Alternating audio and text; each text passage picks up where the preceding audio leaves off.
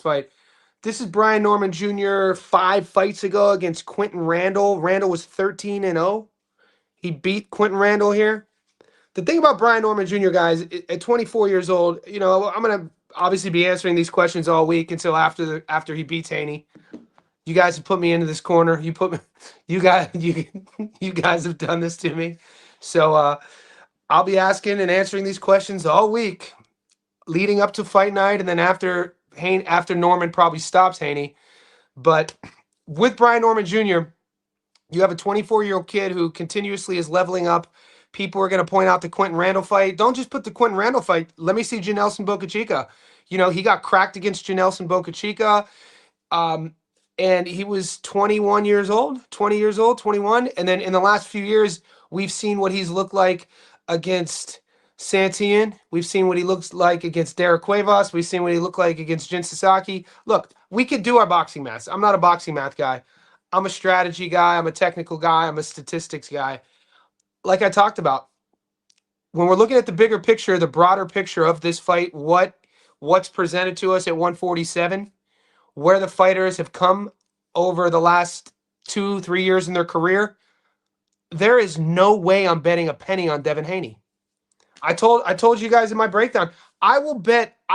This is where we differ, and I'm not a Devin Haney hater. From a betting perspective, I will go down with a burning ship, betting everything on the slugger, than on somebody who fights so negatively like Devin Haney. So if I lose, I lose, but I'm not going to sit there and bet on Devin Haney and lose watching him do what he does. So that's I don't think his jab is that good. I don't think his feet, he's fast and he has good reflexes, but it's not it's not classy work. When you watch Devin Haney operate, we're not talking about Shakur Stevenson. When you're watching Shakur operate, you're watching a savant. You're watching a smooth operator in the pocket. You're watching Shakur Stevenson, who just has poise under pressure, just rolling with things and countering.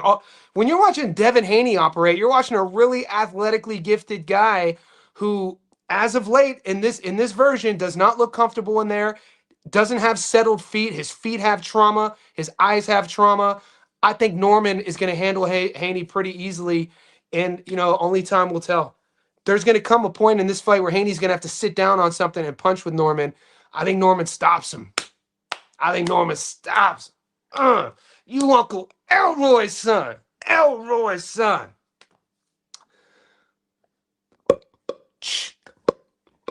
I'm politicking with Don Julio. What's crack-a-lagging? What's up, bro? What's your take on Nakano versus Reese Ali? Last time I saw Reese fight, he got he's class. He got beat against Sam Goodman. I was at that fight. I like Reese Ali. I don't know. I'll talk about that fight. Ask me in like 2 days, Don Julio. Oye, Don Julio. Dormemi dos más dios, mijo. Solamente dormemi dos más dios. Aquí solamente Norman Jr. y Devin Haney, por favor. Gracias. Randall Light, my guy. What's crack-a-lacking? Look, there's going to be some divisiveness this week. We know it, and we're all good. We're not doing it ignorantly. We're not doing it too brash. We're doing it respectively. We can't just we can't agree on everything. Like I said, there's a certain fighter. We cheer for fighters for specific reasons. I'm not cheering for fighters to tell you I'm picking one because I'm a bigger fan. The trajectory, I mean, it's good luck betting on Haney. That's all I'm saying. Good luck betting on him. Norman's check left hook is going to hurt Haney, and that's 6 Norman hits Santian with. This is what I'm talking about, guys. We have to ask ourselves, how high do you rate Ryan Garcia? Depending where you are in the world, I know you're going to get mixed answers. Me personally, being an old head, I'm an old head, dude. I remember watching Duran, Sugar Ray Leonard. I'm 43, Sugar Ray Leonard. I watch all the old fights.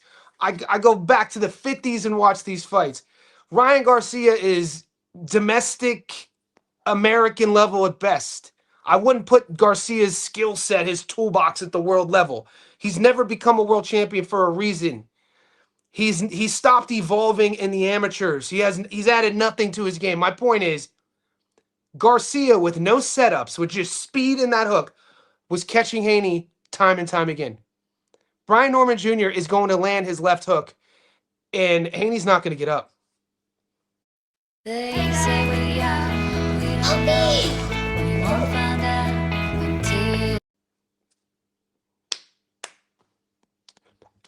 Yeah, we talked about this. Bam's talking about retiring in his last interview, and he's looking a little chubby in the face. Puma is solid, leaning on the over. Puma is a hungry, undefeated Argentinian fighter. I've been watching Puma for a while. Doesn't have a lot of crack, but he's classy. Bam Rodriguez, though, hasn't just been talking about retiring in his last interview, Julius. This is how the Francos roll. You know, his brother Josh Franco retired early. Bam said he want. I've heard Bam talk. He's 26 now. He said he wants to be retired before 28. I think 30. So this guy hates Haney. Okay, does this sound like a guy who hates Haney? I bet on Devin against Ramirez. I won money. I bet on Devin against Ryan. I lost money. I bet on Devin against Regis. I won money. I bet on Devin against Lomachenko. I won money. I don't hate Devin Haney. I probably know, I guarantee Billions, I know way more about Haney than you know about Haney.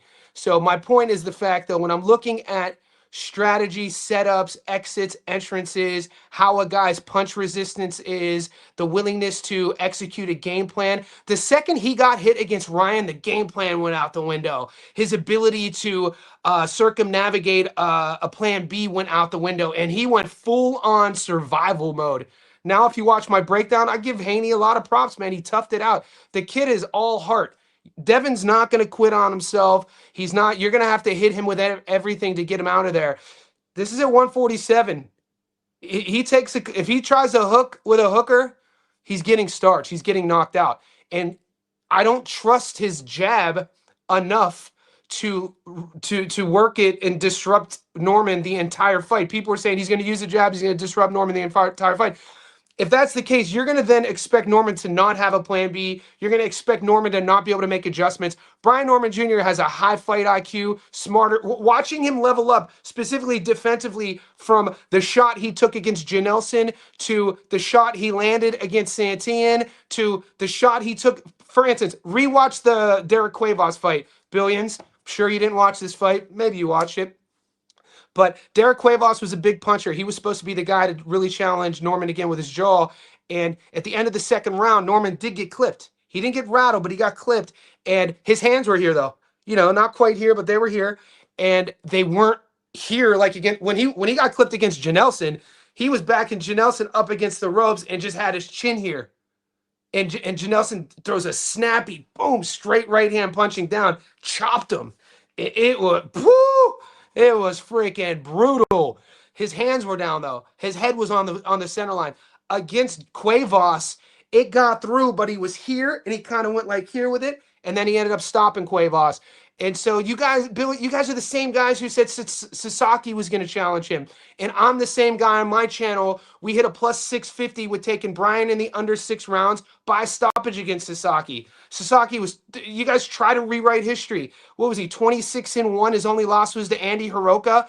People are like, Norman hasn't fought anyone like Sasaki. Sasaki could punch. Norman's not going to be able to handle the pressure.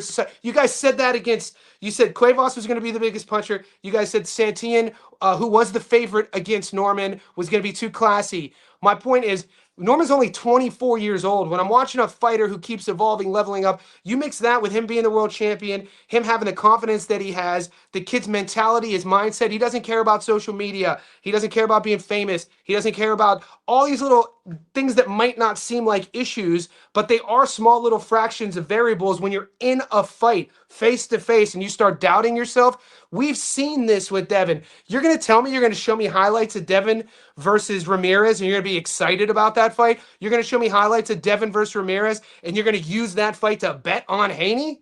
You guys, cue the music. Where's Crucial Conflict when we need them? Smoking on hay. Hey, in the middle of the barn. Smoking on hay. That's all I'm going to say, boy.